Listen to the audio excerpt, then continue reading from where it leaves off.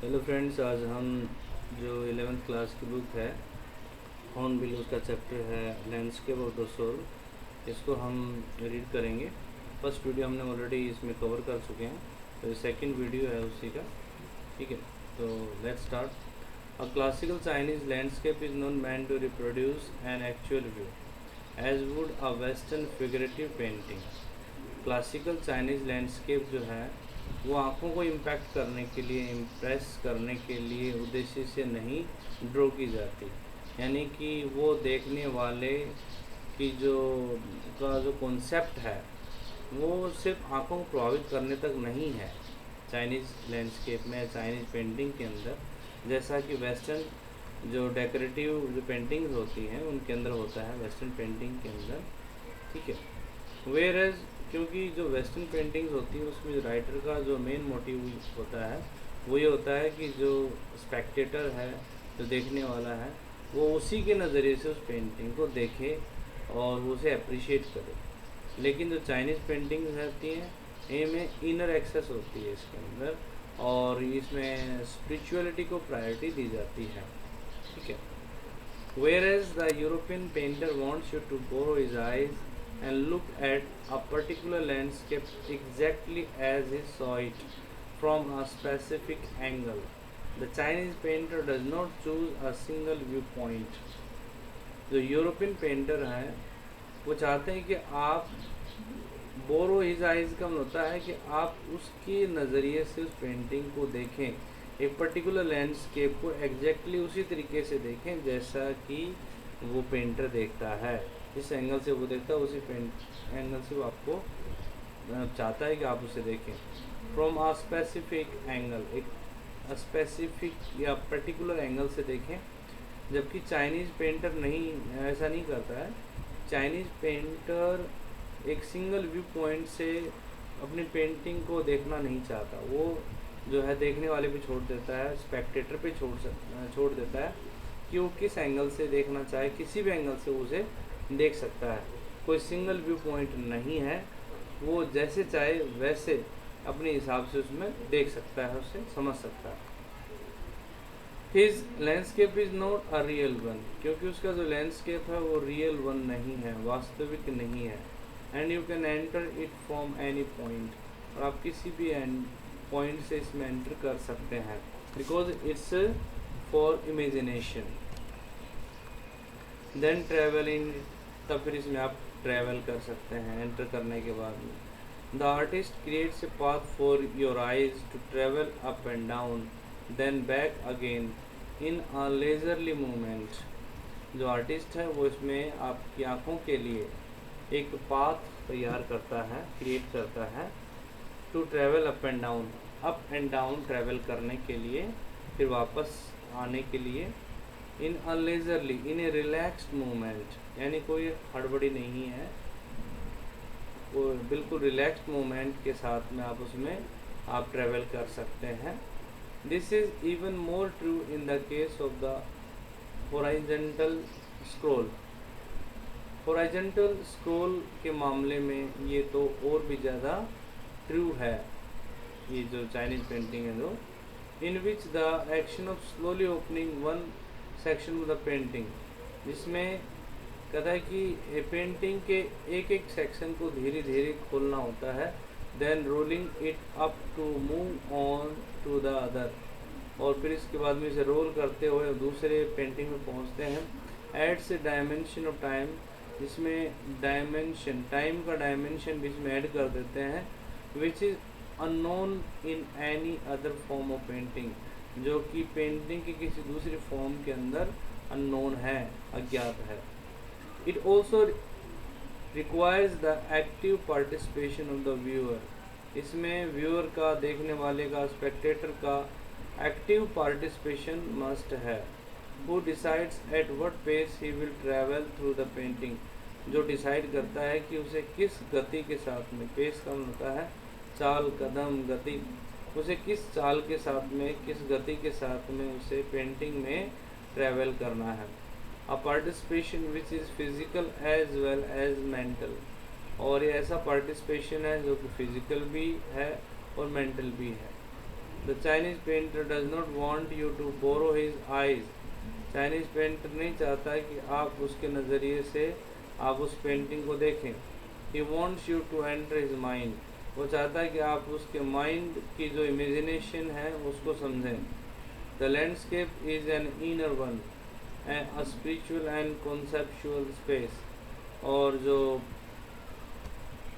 Landscape है वो inner one, एक इनर है यानी कि आंतरिक है, और एक आध्यात्मिक है, स्पिरिचुअल है, और एक कॉन्सेप्चुअल स्पेस, और एक इनर स्पेस है यानी कि जहाँ पर हमारी जो कनेक्टिविटी होती है वो सोल से होती है, या इन सटल वर्ल्ड में हमारा उसमें कनेक्शन होता है, कनेक्टिविटी होती है, जिससे हमें इन आँखों से उसको एडमायर करने की या कॉम्प्लीमेंट्स देने की ज़रूरत ही नहीं होती, क्योंकि it's a matter of inner world. The concept is expressed as shan shui. Shan shui के नाम से इस कॉन्सेप्ट को माना जाता है, एक्सप्रेस किया जाता है। लिटरली माउंटेन वाटर, जिसका लिटरली मीनिंग है mountain water, which used together represent the word landscape, जो कि एक साथ अगर इनको यूज़ करें तो इसका मतलब होता है लैंडस्केप, जो कि लैंडस्केप वर्ड को रिप्रेजेंट करते हैं। More than 2 elements of an image, और एक इमेज के 2 से ज़्यादा एलिमेंट्स हैं ये। दिस रिप्रेजेंट 2 कॉम्प्लीमेंट्री पोल्स, और ये 2 जो कॉम्प्लीमेंट्री पोल हैं उनको रिप्रेजेंट करते हैं। Reflecting the Daoist view of the universe, जो कि दाओइस्ट के जो यूनिवर्स के बारे में जो व्यू पॉइंट है उसको रिफ्लेक्ट करते हैं, उसको प्रतिबिंबित करते हैं। The mountain is yang, reaching vertically towards heaven. Heaven का मतलब स्काई होता है, और माउंटेन का मतलब यांग होता है। माउंटेन को क्या कहा गया है? यांग, जो कि वर्टिकली हेवन की तरफ ऊपर बढ़ता है, आसमान में ऊपर की तरफ इसकी ऊंचाई है। Stable, warm and dry in the sun, जो कि स्टेबल है, वार्म है, और सनलाइट के अंदर वो ड्राई है। वाइल द वाटर इज यिन, जबकि जो वाटर है उसको नाम दिया गया यिन।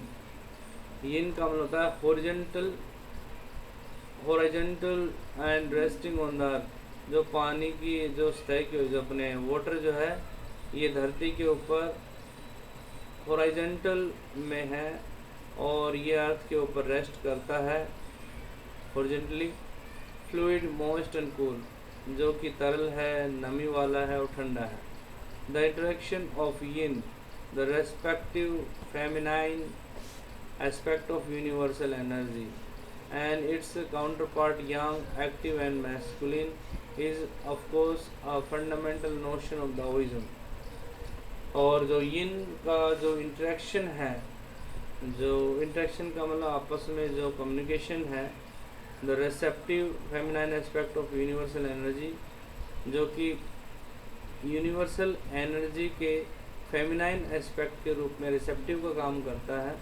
एंड इट्स काउंटर पार्ट, और इसका जो काउंटर पार्ट है, जो इसका साथी है, वो है यांग, जो कि एक्टिव एंड मैस्कुलिन है। कहने का मतलब जो पानी है, वाटर है, वो एक फेमिनाइन एस्पेक्ट को शो करता है, जो कि जो यांग है वो एक्टिव एंड मैस्कुलिन पावर को शो करता है, रिप्रेजेंट करता है। Is of course a fundamental notion of Daoism, जो कि दाओइज्म का एक फंडामेंटल मूलभूत विचार है। नोशन का मतलब होता है थॉट, विचार। What is often overlooked is an essential third element, the middle void where their interaction takes place, और जो अक्सर जिसे अनदेखा कर दिया जाता है वो है एक एसेंशियल थर्ड एलिमेंट, एक बहुत आवश्यक थर्ड एलिमेंट है, जिसे द मिडिल वॉइड के नाम से जाना जाता है। Middle void, middle void where their interaction takes place, जहाँ पर इनका जो इंटरेक्शन है वो होता है। This can be compared with the yogic practice of pranayama, और इसको हम योगिक प्रैक्टिस प्राणायाम, प्राणायाम जो कि एक योगिक प्रैक्टिस है, उसके साथ कंपेयर कर सकते हैं। Breathe in, retain, breathe out, हम सांस लेते हैं उसे रोकते हैं, और ब्रीद आउट का उसे छोड़ देते हैं, जिसे रेचक कुंभक कहते हैं। ठीक है, और पूरक कहते हैं, पूरक, रेचक, कुंभक कहते हैं। The suspension of breath is the void where meditation occurs, और सांस को छोड़ना जो है वो वॉइड है जहाँ पर कि मेडिटेशन होती है। The middle void is essential, और मिडल वॉइड जब हो जाता है एसेंशियल होता है। Nothing can happen without it, और इसके बिना कुछ नहीं हो सकता। Hence the importance of the white unpainted space in Chinese landscape, इसलिए hence the importance of the white, और यही इसी वजह से जो चाइनीज लैंडस्केप के अंदर अनपेंटेड स्पेस होता है, जो वाइट है, उसकी इम्पोर्टेंस होती है। This is also where man finds a fundamental role, और ये वही स्थान है जहाँ पर व्यक्ति को एक फंडामेंटल रोल मिलता है। In that space between heaven and earth, और ये उस स्पेस के अंदर हेवन एंड अर्थ के बिल्कुल बीच में है। He becomes the conduit of communication between both poles of the universe, और वह यूनिवर्स के जो दोनों पोल हैं उसके बीच में कम्युनिकेशन का एक माध्यम बन जाता है, एक मीडियम बन जाता है। His presence is essential, उसकी जो प्रेजेंस है वो बहुत आवश्यक है। Even if it is only suggested, चाहे ये सजेस्टेड ही हो। Far from being lost or oppressed by the lofty peaks, he is in Francois Cheng's wonderful expression, the eye of the landscape। और यही वो void जो है, void is the place where a man finds a fundamental role in that space between heaven and earth, और धरती और आकाश के बीच में जो स्पेस है जिसे हम void कहते हैं, he becomes the conduit of communication between both poles of the universe, और वहीं पर वो स्थान है जहाँ पर यूनिवर्स के दोनों पोल के बीच में वो एक माध्यम बन जाता है इंटरेक्शन का, ठीक है। His presence is essential, उसकी प्रेजेंस आवश्यक होती है वहाँ पर।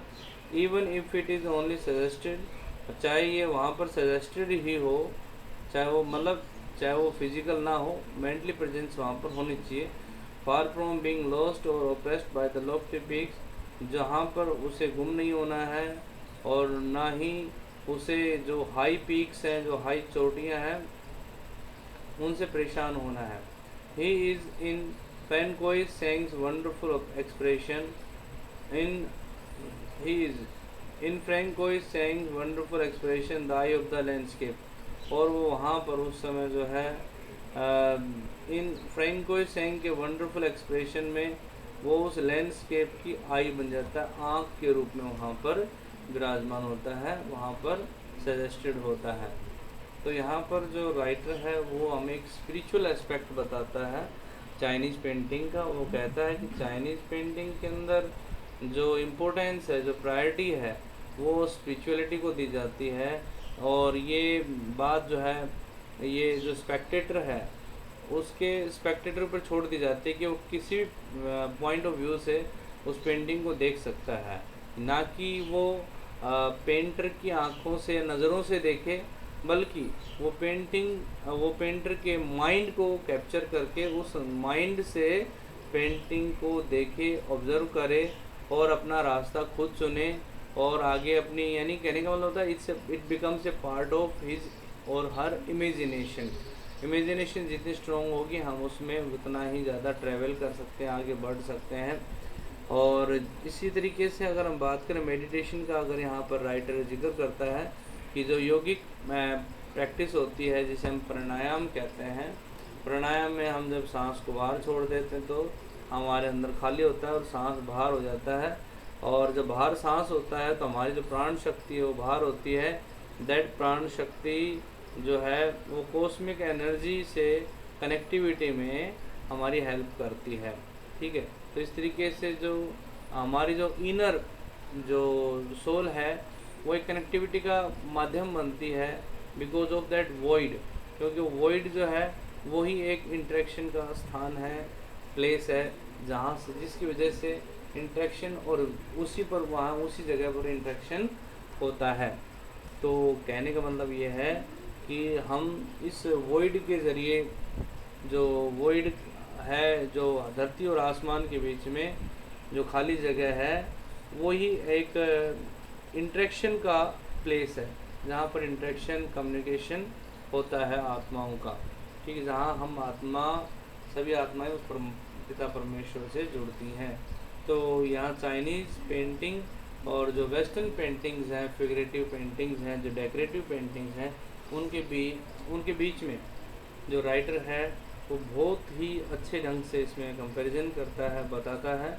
और इस तरीके से जो हमारा लेसन है कंप्लीट हो जाता है। यहाँ पर थोड़ा सा और बताया है इसके अंदर, देखिए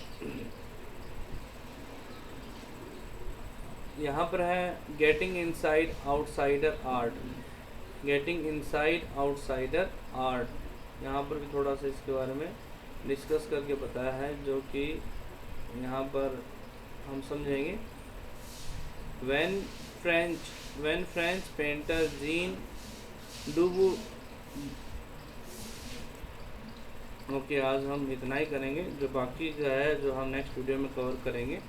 ठीक है, आई होप कि आपको लाइन टू लाइन समझ में आया होगा। Thank you, have a nice day.